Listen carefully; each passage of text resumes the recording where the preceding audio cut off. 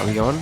Let's go. Welcome to another episode of the OoruLabs podcast from Bengaluru. Ever complain how bad our cities are, how bad your commute is? You'll get to hear from people who are working to solve these problems in their own way. This is your weekly soapbox for urban sustainability, so do not forget to like, subscribe, and share these videos. Check out the entire podcast library and profiles of the guests on the website podcast.oorulabs.com.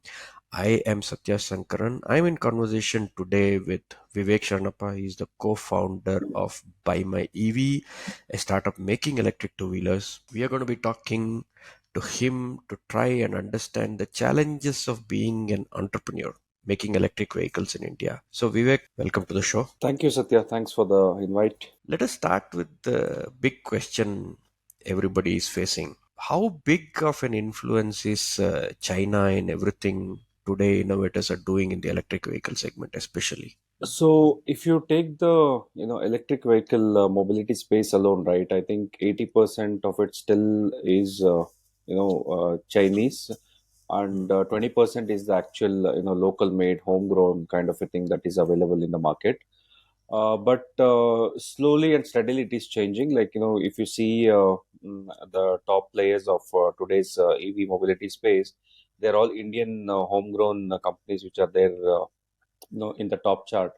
But slowly and steadily, people like us, people like Buy My EV, and many other companies who are doing all the innovation in house and trying to build everything in India.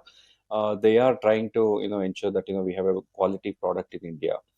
But the reason why we have this dependency is because of the faster turnaround in China, and the quality commitment, and not available what you get in India. That is one thing which is helping us to look at products which are available in the Indian context. Are you talking 80% of the OEMs like full blow made up vehicles, or you're even in the supply chain? What about the entire supply chain of parts and components? Even those are heavily dependent on Chinese equipment now. Satya, let me divide this into two categories. We call, many companies call themselves as OEM, original equipment manufacturer in the electric mobility context, but they are actually not OEMs. They are, importing the knockdown units from China and assembling it and selling it here, and claiming that they have built it here only. When you take an original equipment manufacturer, either they are building or manufacturing it in house, or they have a very strong supply chain which is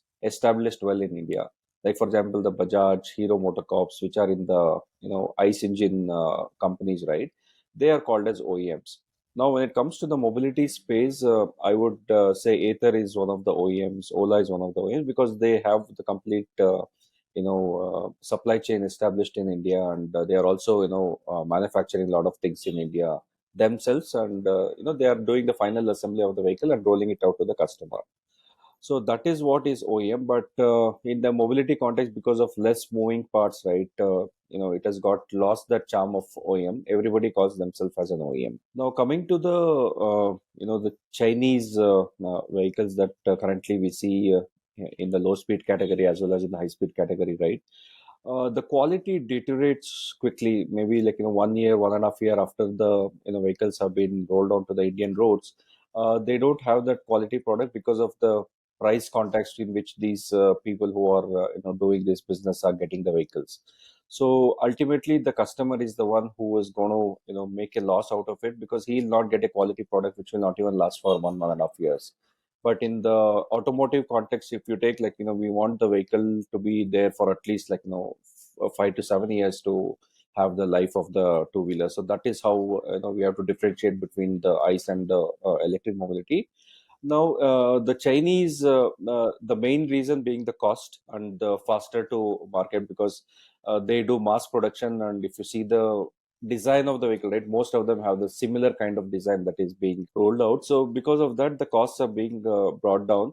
And we Indians, when we work with the Chinese counterparts, what we do is we always bargain for the cost, and Chinese agree for it, because what they do is they bring down the quality. They then never mention that to the whatever the reasons why they are bringing down the cost.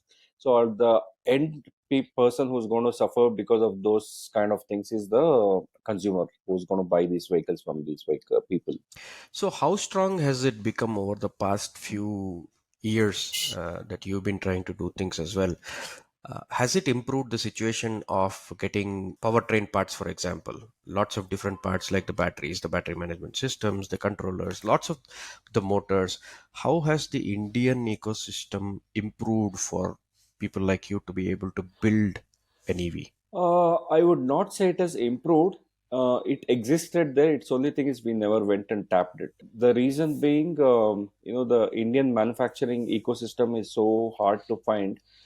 It's not like available on the internet. You sit on the Google and you do a search, you will never get to find that there's somebody sitting in the corner of UP who is expert in doing the rims. Somebody sitting in Hubli who is expert in doing the powertrain. So it's very difficult and hard to find.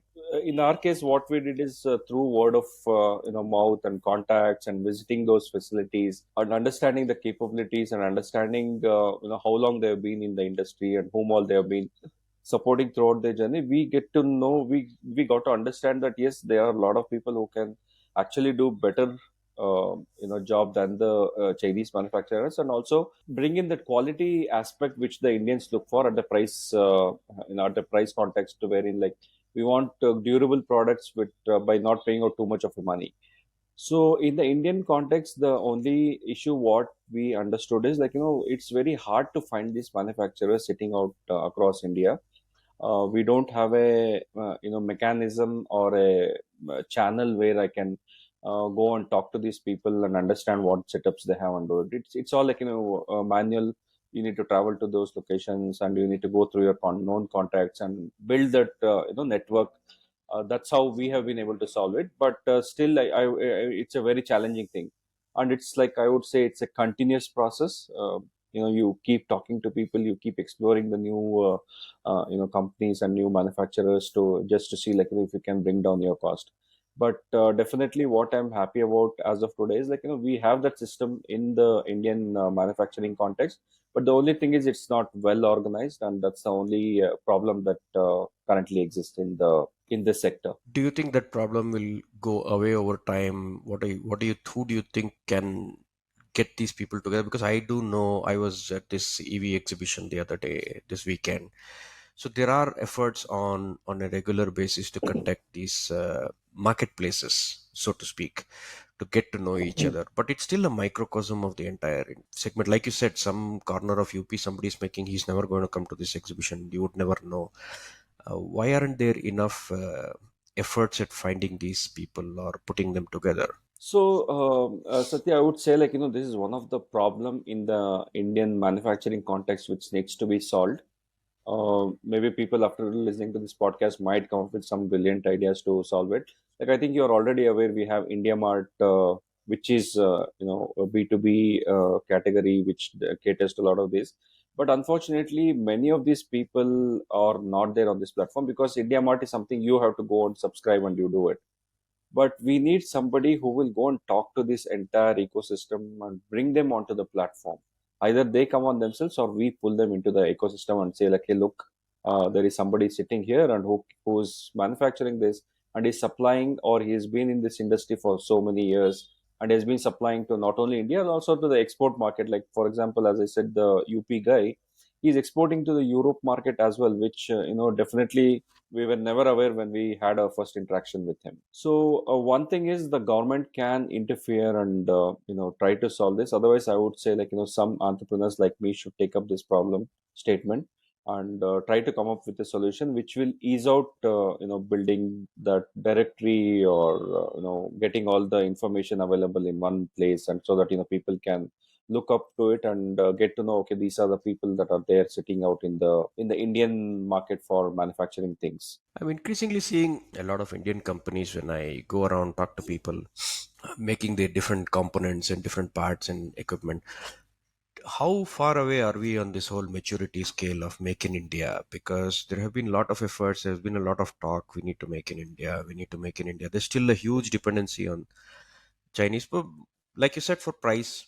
And if you're just an assembler, instead of actually making things, you would just be putting things together, which is also a fair enough market for a lot of people, right? If you want to get into this space and do something, put things together. As long as you can guarantee service and delivery and all those things, ultimately it's about putting things together. Do you think the Make in India story is panning out? What are your observation on how fast it's growing? First thing is definitely yes. There are a lot of startups who are working in this space. Not only on, unlike Buy My Way who's building the complete vehicle, there are many startups who are working at the component level. Trying to build the powertrain, only trying to build the BMS, trying to build the display clusters and things like that.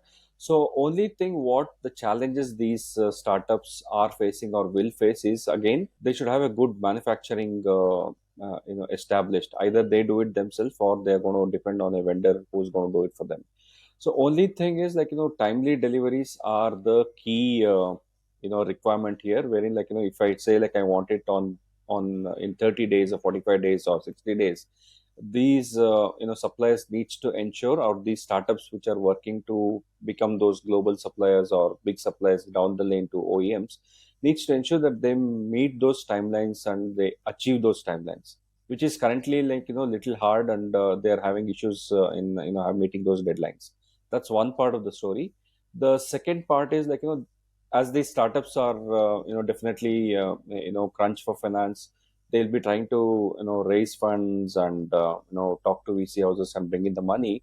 So even that needs to fall in place, wherein VC houses and private equities and angel investors start looking at mobility space as a big space. Unfortunately, which is not true in the Indian context as of today. So tell me about that.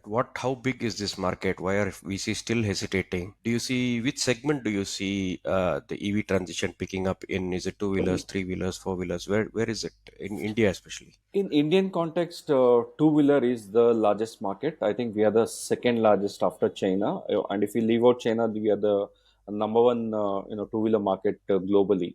I think the total accessible market is close to 400 million vehicles to be, replaced with mobility space, with electric vehicles. And with that numbers put in place, right, even if Bajaj, even if TVS, even if Hero Motorcorp, everybody starts manufacturing large volumes, still will not be able to cater to the market.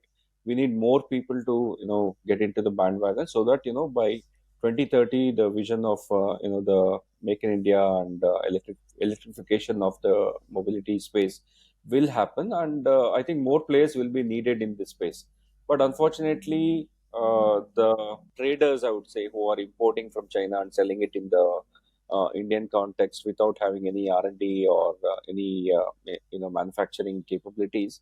So those guys are spoiling the ecosystem or the environment, and those guys will definitely fade away in the coming years when strong companies which are manufacturing already in India or entering into the market, like Buy My V and many other companies are going to enter into the market. So they are going to be a challenge for them, because we give quality, durable products, and Chinese product will definitely not withstand the kind of abuse that happens in the two-wheeler space in the Indian context. With that said, definitely it's a very big market, and I would request for all the VC houses and private equity houses also to look at it, very closely. And recently, I think Bloom Ventures has come out with a report on the what will be the total cost of ownership and all, and people can definitely look up for it and understand that yes, this is a very very big market. There are two ways of looking at the consumers preferring good quality, right? One is when the price is higher, it's already quite high to make it, and the TCO looks very high because the initial expense of buying the vehicle is quite high for the electric vehicle. I don't think our consumer protection laws are that good also in India, right? I mean, you can, if you're left with a dud, you are on your own. You have to go fight in the consumer court for different things. The industry itself can set the standard and say good quality comes at a cost, but what that will do is it will increase the initial price, but you will end up with a better quality. That works with a certain segment of society, which is the top 5 crore, 10 crore people, is what your time on that might be. But a lot of cheaper goods are still going to be raging in the market. If you look at the whole Delhi ecosystem of those electric vehicles which used to run on lead acid, and it's completely hacked up because the auto rickshaw space is completely utility segment. Do you think strengthening consumer protection laws, ensuring quality from the government side is useful, or should the industry tackle this itself? Is it too early for laws around? But I think quality should be something that is mandated. Will that drive your cost up? If government says you have to do this much of this and things like that, it will definitely drive the cost up. Is that okay with innovators like you? So Satya, there are, I think that's a good point you mentioned. Taking care of the consumer should be the highest priority of, for the laws, so that they support them when companies don't give a quality product to them, which is currently, I think, in the mobility space, definitely needs to be strengthened, at least so that people don't get cheated, or sellers don't run away with telling that we have washed off your hands and we don't want to do any more business with you. But coming to the cost perspective, right? This cost is again, like, as your volumes go up, your cost is definitely going to come down. Though it will not come down drastically, but definitely it will come down. So that needs to be passed on to the consumer instead of the companies eating up those profit margins, whatever they have. That's one part to it. Now, the second part is, in the mobility space, it is an emerging market right now, right? Because still people are switching to the mobility context, and trying to replace their. I'm not saying they're trying to replace. They're adding another vehicle, which is an electric mobility, which they can use for their hyper local and last mile commute. That needs to change, and which is going to change over a period of time in the coming 3 to 4 years or 5 years, wherein there will be a complete movement towards the electrification, like how the smartphone movement happened, right? Those smartphones were there for long, but that actual transition happened at a later stage when things stabilize. So we feel the same thing is going to happen in this space also. And only thing how we are planning to support the consumer is by giving all the financial options that will be available in the market, or which is available currently for ICE engine, right? Like, you have so many bank lenders, NBFC lenders, who are lined up to, if you want to buy a Honda Activa, right? You have so many options available with you to buy it. So something similar kind, I think, even in the mobility space, needs to happen, and it is happening slowly. Even in our, when we do our launch, we are also planning to have more options to the consumer, wherein, like, he can make the choice. So that's one thing. And with government's new laws coming into effect, right? Like, I think you are already aware, Bharat Stage 6 is now in effect for even the two wheelers. So the cost of the vehicles have already shooted up. So now, if you talk about TCO, the total cost of ownership, definitely electric vehicle total cost of ownership will be very, very low when compared to the fuel vehicles. But it is going to take some time for the consumer to understand those things, right? He will not be bothered about TCO and other things. What he will be bothered is, like, I'm going to put so much of money initially. So what is the durability of the vehicle? Can I carry my luggage and still use it for all the purposes that currently my two wheeler is being used, is what he thinks of. So once he comes out of that barrier, wherein he understands that yes, all these things can be done on an electric vehicle, I think that's when the faster transition is going to happen. Even up to 6 months ago, I was hearing stories of not enough financing options. Right, a lot of the banks which are providing loans for the ICE engine vehicles are not necessarily having a product for electric vehicles. Has it changed recently? Is it going in the right direction? Do you think more banks are eager, not eager, or like the VCs and private equity investors, they are also sitting on the side? So, Satya, I think, if you see the ICE engine, right, you have 100 cc and above, 100, 150, 175, 200 cc. Similarly, in electric mobility, right, we have those low speed vehicles which run at 25 kilometers per hour, and doesn't need a license and doesn't need insurance. And so that category of vehicles, I think, will not get any loans or any support from the banking systems. The reason being, like, there is no traceability for those vehicles, and none of the Indian players are there in that space. Now, coming to the high speed, where, like, you have to have a registered plate on your vehicle, you have to have insurance for your vehicle, you need to have a driver's license to drive these vehicles. I think it has changed in the last 6 months. A lot of banks, even our bankers with whom we are banking, IDFC First Bank and HDFC, and many other people are already joining the bandwagon, because they understand, yes, this is going to be the future market, and we don't want to be left out in that. And I think even their percentage of financing is also much competitive with an ICE engine. Coming back to the component space, I'm just looking at the different things that are coming in from China. One of the biggest things is the battery, other than the motor, right? What is the scene there? We've heard people use different chemistries. There was lithium ion, then there is NMC batteries. There are many things that are happening. Is there any move? How is your procurement of batteries happening? I've heard Exide and others are setting up their own plants here, Amar Raja and others. Batteries are still apparently still coming in from China, and quality of that is a huge matter for most EVs, I would assume, because that's the entire power that's coming in from you. Is there a quality issue with batteries? Are there enough people here? Assembling battery packs is one thing, but if cells are not being made here, are there quality purchases happening for you? Do you have any concerns? Do you have to spend a lot of time verifying, validating those things? Yes, you're absolutely right. So let me put it this way, Satya. So we have two vendors for us, which we have been working like almost like 1.5 years with them.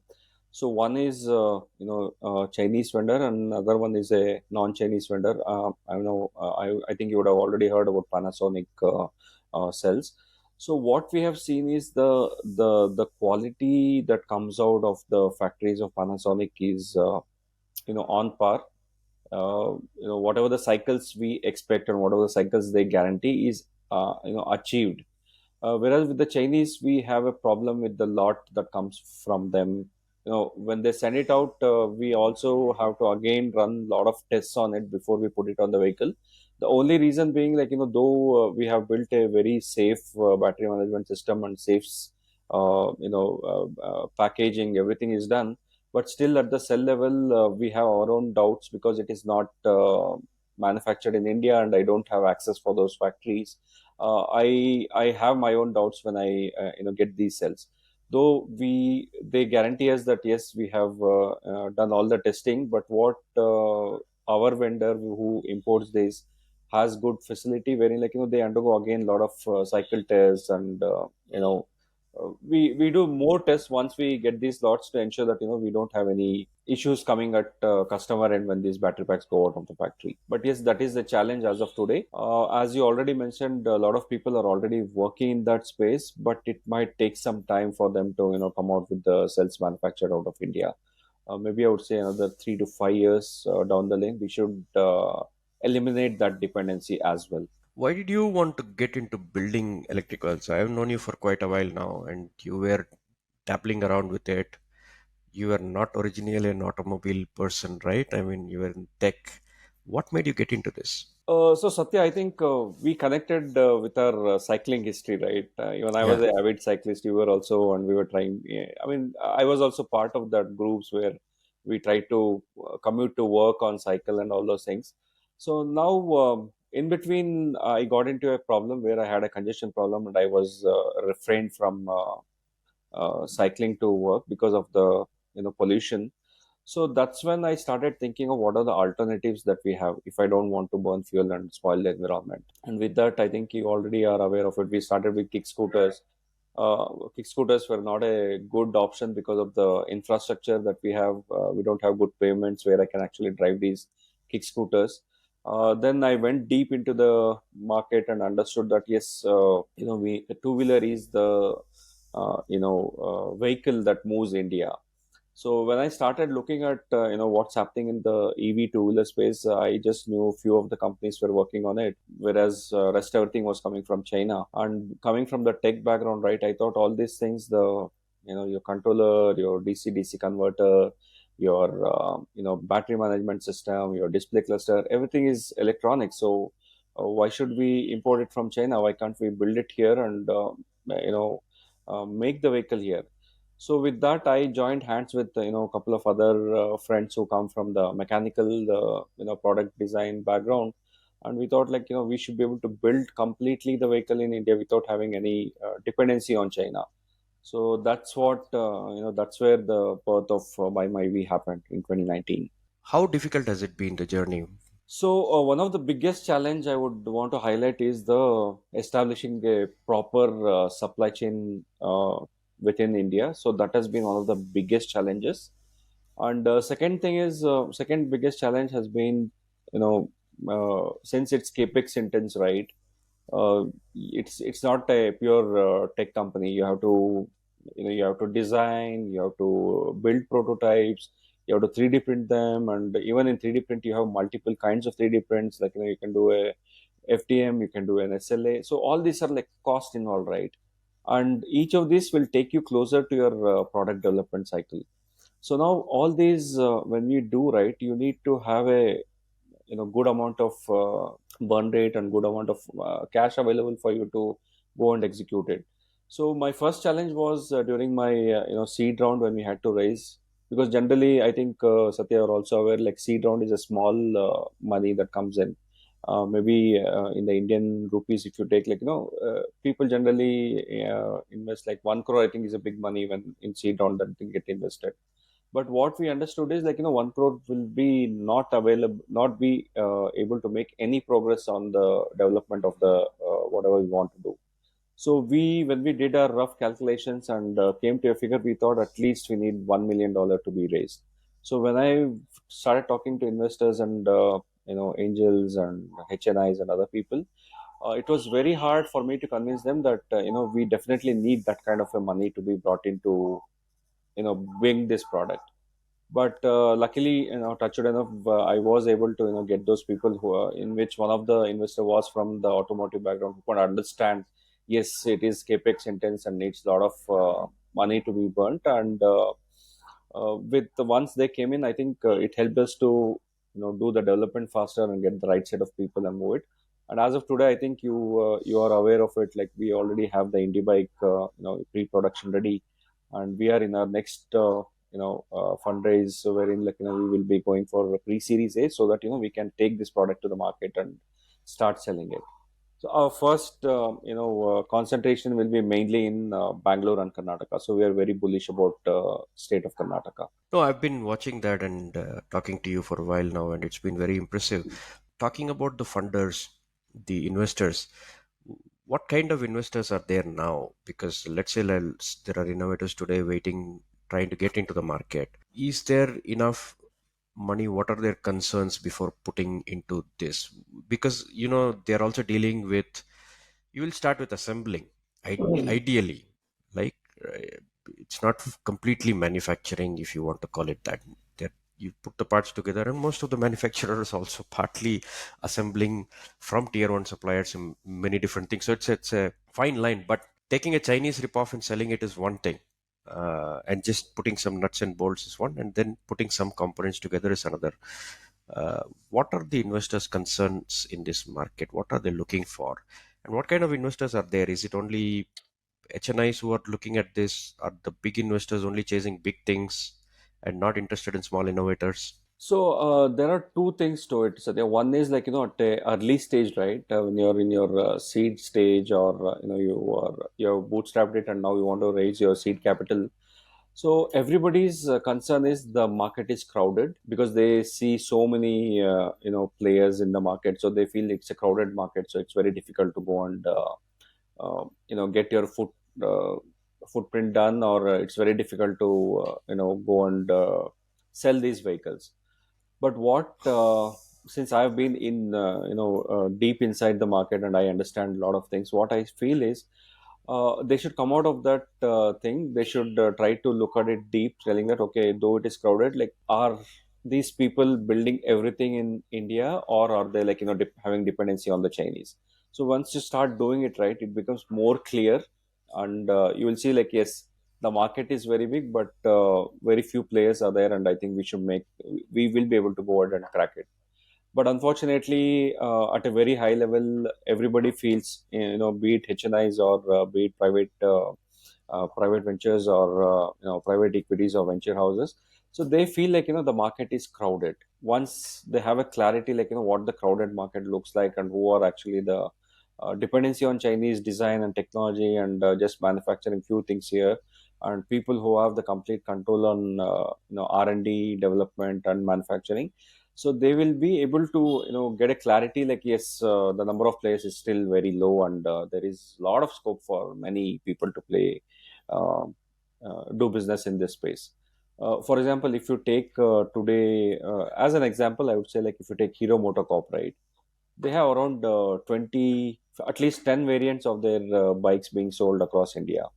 So now each company 10 variants is like 10 companies have space to come and play in this space, because as of today most of the offerings that are coming in the EV space is people have only one variant, right? Like Buy My Way has Indie bike, and Ather has one 450X, and yeah, like that. There are a lot of players who have only one variant of the vehicle available in the market. So the number of opportunities and the categories and types of vehicles to be brought in are like huge. So there is a lot of scope for many startups to come in. So the investors needs to look at it that way. I kind of agree with you. But if you can't look at the pie and you think it is a small pie, you're going to think it is crowded. If you look at the number of two-wheelers that are out on the road and that needs to be replaced, and that the EV has to be the primary vehicle and not a secondary vehicle, and to get there, there's a lot of different things that we need to do. Yes. That brings me to that question: what will it take to make the EV a primary vehicle? Because range anxiety was definitely there, but now you can give 100, 200 kilometers, not 200, definitely about 100, give or take. There's also this thing saying, even though I'm doing a straight commute to home and office and I can charge fully at home, is that a solution? There's a lot of delivery executives who are looking at saying, I need to be able to swap the battery. It'll be easier and faster, and I don't have this problem. I can just go somewhere and swap it. Where do you stand on this swapping versus charging? What will make this become the primary vehicle and not a backup vehicle? So, Satya, if you see the global market of mobility, right, EV vehicles, it is still a charge and ride kind of a thing, not a swap and ride. If there has to be a change that has to be bought in the two-wheeler space, right, only India can do it. Yeah. Nobody else in the world can do it, because we are the leaders in that market. So only what we drive is actually going to drive, rest of the world in the two-wheeler space. So I'm bullish about swap, and I think that's the reason why our vehicles also have a swap batteries, uh, because of the ease of convenience. Either you're charging at your home or charging at your office, or living in a high-rise building, or you live in a tenant house where, like, tenant will not allow you to put your bike for charge in the ground floor. So all those use cases, right, will be sorted out when you have the portable batteries, which you can swap it. For example, as a owner, when I buy the vehicle, right, I don't want to swap it, because I don't know what kind of battery is going to come back to me. So I don't want to do that swap. I just want to charge it at home and I want to ride it. Fair enough. You buy it for yourself. Now there is a second category which you spoke about, the delivery executives, who are like, they cannot sit for 3 hours to vehicle to get charged. They don't go to Starbucks and spend time browsing and doing things wherein they cannot wait. They are always in the hustle mode. The more deliveries he does, the more earnings is there for him. So for those kind of categories, right, swap is the option. Wherein, like, once he's low on the battery charge, he'll just go to the nearest swap station, quickly swap it, and continue with his ride. So this all needs to evolve, and we are also working on that technology, and we are partnered with some big players in rolling out these solutions, across India.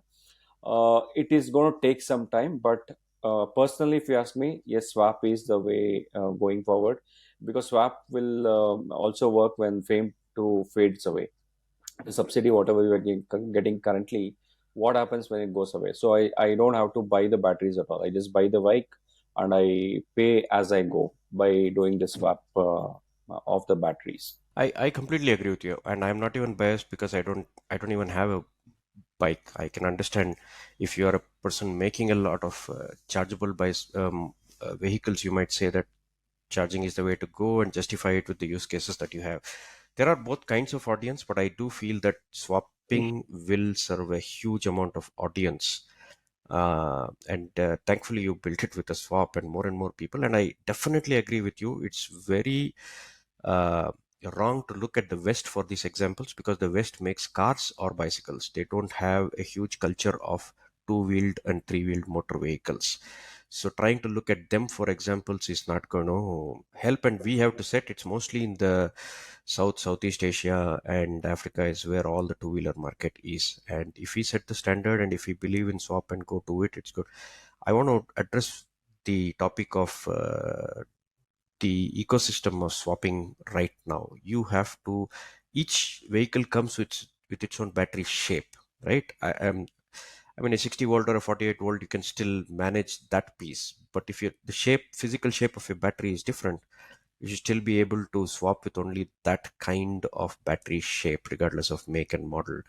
And I don't think the BMSs can handle if you swap anything out of your battery type. What do you see are the challenges in the swapping ecosystem now? There are a few players, and you and I know there are quite a couple of them who are trying to do this, but you have to set your own battery swapping stations. Every OEM has to put up his own battery swapping station. Is that going to be feasible in the long run? Definitely not a feasible way to do it. For example, let's take the example of existing environment. ICE engines are there, right? Like Bajaj manufacturers, Hero manufacturers, TVS manufacturers, but they don't run the fuel stations. Fuel stations are run from government, or even private, like Geo and British Petroleum also run it. There are many other private players also in that space. So that's how even in this swap station is going to happen. But we are at a very early stage where that standardization has not happened, and interoperability has not happened. Like today, I buy the vehicle, right? I don't have a dependency that I need to fuel this vehicle in the same fuel station. I can go to any fuel station and refuel it. So your swap station is going to act as an energy source. I don't have to have a dependency that I have to go to the same swap station and do it.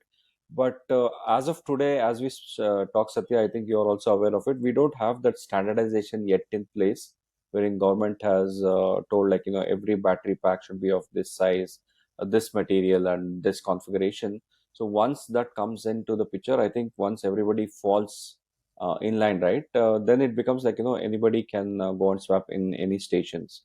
But right now, it is a dependency on the OEM as of today. So, having said that, where do you see this, the future of electric vehicles, the two wheelers and the three wheelers, especially because India is a huge market there?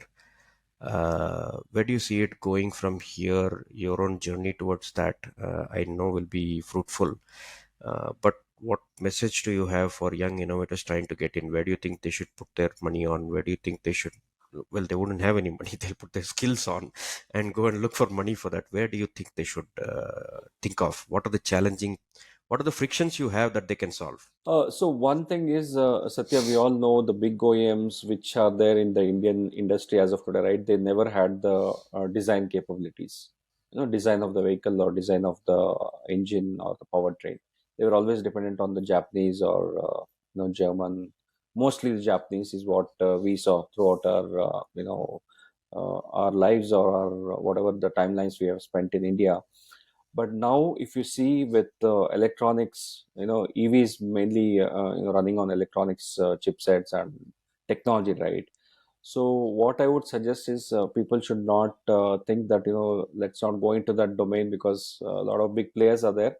I would say come out with innovative solutions which will solve the real world problems, and definitely there is a lot of scope for it. And see, EV, one good thing about EV is, like, compared to the ICE engines, right? 100cc bikes, I cannot export it to the Europe market or the US market. With electric vehicles, the whole globe is my playground. If I have a very good quality product apart from India, I can also take it outside of India, like, maybe Southeast Asia. Maybe I can take it to Europe, the US market. Everywhere you can take out this product because of the eco-friendly system. And today's world, whatever the systems we have built definitely qualifies for all the environmental aspects, and it can also be deployed in the other part of the world. So that's one thing we have. And considering all that perspective, right, so there is a huge scope for India to play a game changer in this in this two wheeler context, without having to fall prey for other countries which have been dominating for the last 20-30 years in the automotive space. That's on the full vehicle. If they were to do parts for you, if they were to do components for you on the powertrain or otherwise, where do you think your challenges lie, or any EV, not yours specifically, that might be interesting for people to get into? I think Satya, you're already aware. Powertrain is one of the biggest challenge to build in the Indian context as of today. If you want to do it, powertrain definitely will be consumed by any two-wheeler manufacturer in the mobility space. So having a strong component supplier or a component manufacturing startup or a company which can cater to all the people who are building the whole vehicle, right? So definitely there is going to be a huge scope, and I think most of it is coming from China and other parts of the world. So all those things can be stopped, which can be consumed internally. And we also have to look at it from technology aspect, wherein we don't have the internal parts also to be having a dependency on outside of India. So we have to see that the whole powertrain can be built with the resources available within India, be it the material or be it the technology, be it the manufacturing capabilities. So that's what I would suggest, and definitely scope for other electronic components definitely is there, like the battery management system. I think you already are aware of it. Still a lot of people depend on the Chinese battery management systems, which are not very highly capable or highly you know uh, tech oriented. So there is a lot of scope for all those things to be developed here and sold for the people who are importing it from China. You can always all these component companies can go back to them and tell, like, please, we are price competitive, and you get more features than compared to what you get from China. And we also have the post product support. When something goes wrong, we should be able to analyze it and Hmm. understand the problem and fix the problem, so that those problems don't recur in the coming manufacturing or the future rollout of the vehicle. So that's what is the thing. So I would definitely suggest people to look for component manufacturing very seriously, because in the Indian context they are one of the largest manufacturing people sitting out there in India, across India, I would say. One last question. Most of the big players, if you look at today, either Ola types, they are not sourcing. I mean, they are sourcing a bit, but they are trying to insource and make as much as possible by themselves. It doesn't lend itself to a huge amount of ancillaries and tier one suppliers. I mean, they can't make their own batteries, but I think Ola is trying to do that as well. From the cell to everything, he or she wants to make it themselves to have tighter control and quality and all of those things, which I think is essential. It's like the Apple model of getting everything done by yourself. If you need a series of entrepreneurs of different types to be able to contribute to this ecosystem and be partners with, like the how the ICE engine used to have all the component suppliers, because there are more components to make, you had to make a lot more. But with the powertrain being core to many companies and doing it themselves, do you really see a lot of ancillary products being created? I'm sure not everybody can afford to do complete end to end themselves. They would pick parts together. Where do you see that? Is that a trend that you will see, that more reliance on innovators and other new products will happen, or you will also want to insource everything like everybody else? No, Satya, key components, maybe yes, OEMs want to do it themselves without having any dependency. But as I said, like, we are at a very early stage, right? The volumes are just picking up. So once your volumes go big, right, you will not have time to do all these things. You will start looking for ancillary partners who can give you that quality product, and that's when, all these things will be outsourced, and we become a vertically integrated company, wherein required things only I manufacture, rest everything is outsourced. I just do the main assembly, and I ensure that the quality checks are in place for all these vehicles, and I roll out the vehicle out of the company. But at this stage, because of the low volume, I would say, people are trying out everything. Even we tried out a lot of things in house. Later on we figured out, okay, this is not our cup of tea. We need to outsource this. We should not do it in house. For example, the plastic parts, right, we'll definitely not be doing it in house.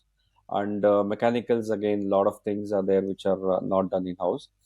Now coming to the key components, if I have a very good partner, then definitely we will be sourcing from them instead of manufacturing them in house. Because manufacturing in house is a big investment, and even though whatever the large investment you do, once the market peaks up, right, you will not be able to manufacture to that capacity. For example, if you take Honda Activa, right? I think their sale numbers is every month 10 lakh units. So, how much ever big capacities you have, I don't think you will be able to do it all by yourself. You definitely need ancillaries and partners who can help you to achieve those numbers. The government side of why did they withdraw the fame? Do you think you need some more support to continue making these things? Why did they pull out? What are your requests from the government? Do you think innovators like you would benefit from having continued extended support for a little while longer? Let me break it into two things, Satya. Let me first tell like why they withdrew it or why they reduced that amount. The reason for reducing the amount was like they figured out there was a lot of frauds happening in so-called OEMs, which were cheating the government in a large tune, and this money was basically like being not qualifying for FAME 2, but still getting that money from the government was kind of a fraud that was committed. So apart from that, what the government also saw is like giving large subsidies will not work. And now with BS6 and other things coming in, vehicles are on par, getting expensive. So they have reduced the FAME 2 right now, and I'm not sure like if that will be linked to your PLI scheme, so that they will help people who are actually manufacturing it here rather than doing a third party import from outside of India. So which is like still very unclear, but as of now it is not fully stopped. I think FAME 2 is still effective, wherein the per kilowatt hour price has been reduced. Apart from that, it is still alive and kicking in, and we have considered that. But definitely, like down the lane, I don't think government can handhold you for a long time. Once big volumes start kicking and people are buying the vehicles, I think they will be FAME 2 will be fading away very soon. No, I am not a great fan of government doles or in using that to prop up the market. But you need to understand that in the tech sector, at least the ITP, the SEZ scheme or whatever it was, where it was tax free for 10 years and they extended it, and it gave a huge leg up to that industry. The petroleum subsidies for a long time in the guise of giving it to the poor, also the rich benefited, and that's why the cars became cheaper and a lot of these things happen. Subsidies are always there when you need to prop up an industry, but it's good that disincentives like tighter pollution control norms, BS6 norms, and not giving so much subsidy for vehicles on petrol fuel, those things are also useful. I think it's in the right direction, and they know how to do the tweaking of the lever between the incentive and disincentive. I do think at some level, some amount of support, at least if you can weed out the fraud in some way in putting, and if the conditions are too much also, you won't even get the money. It's already hard to get government money. It's like pulling teeth. There's just too many people out to just get government money on fraud, so the real people like you and me who try to do something are not getting the benefit of any of these things. I think it's a tightrope, no? Yes, definitely, I agree, Sadhya. Like, when we started, like, FAME 2 was having a good amount of money allocated, and we thought, okay, we'll be able to, compensate for whatever the cost compromise which we are not doing, so that we give a durable product. But yes, the journey has been tough. But the only thing is, by all these changes that government does, right, the small players will definitely fade away. They'll not be able to stick around for a long time, so which creates more space for companies and component manufacturers to ensure that they have they can play their role in the mobility space. So that's what I feel. And as I said, and as I've been as you are been very closely watching our growth path, so it's not an easy path, I would say. Like it's been one of the toughest paths, considering the big giants sitting out there and all those things there. But definitely, with such a huge market, I would say every player will have his pie. Yeah. And I think people who are thinking of doing something innovative in this space, be it at component level, be it at the electronics level, or building a whole vehicle, right? They should not shy away thinking that it is a crowded market. Definitely, it's not a crowded market as of today. And I think on that note, I would also hope that the investors step in and cover all of those subsidies that are not there, because for them this is a tangible asset, unlike all the intangibles of software they have been investing on and looking for modes. Here is one where unit profitability is not an issue. Every vehicle you'll sell will get you something back.